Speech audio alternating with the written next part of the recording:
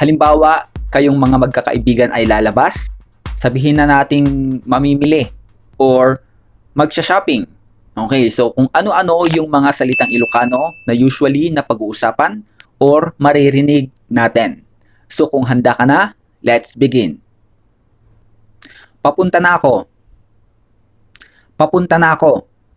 So paano natin ito sasabihin sa salitang Ilocano? Mapanakon. Mapanakon. Ayan, so kung yung mapan kasi is papunta na, di ba? Papunta na ako, mapanakon. Next. I'll be back. Babalik ako. I'll be back. Babalik ako. Sa Ilocano, agsubliak. Agsubliak. Halimbawa, meron kang nakalimutan sa bahay. Then, sasabihin mo doon sa mga kasama mo, babalik ako ah. Okay, so pwede mong sabihin sa Ilocano, agsubliak. Okay, agsubliak or agsubliakto.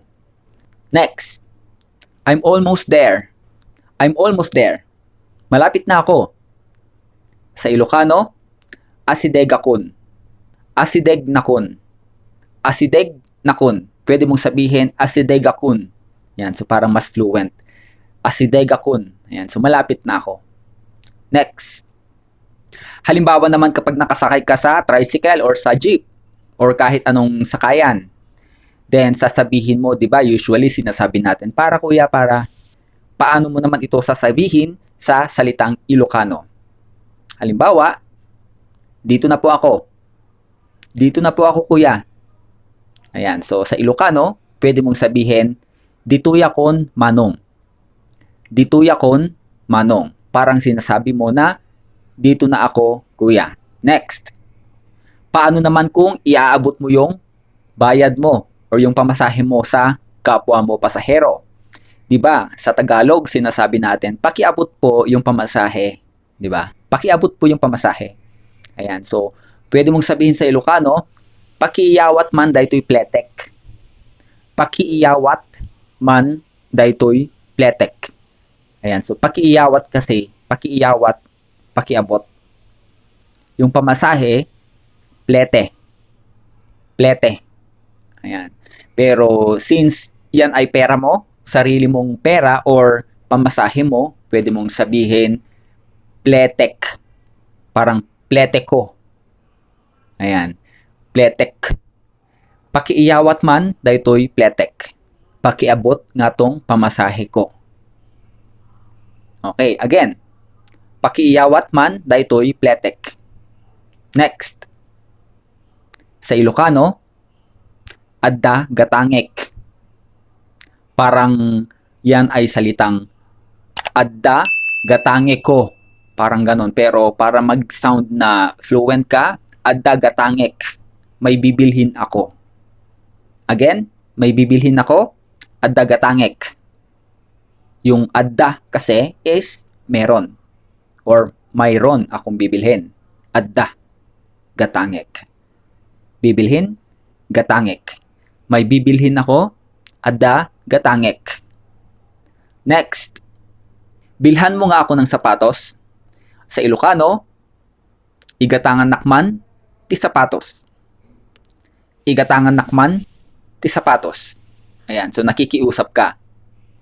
Next. Halimbawa naman ay nagtatanong ka, where can I buy shoes? Saan ako makakabili ng sapatos?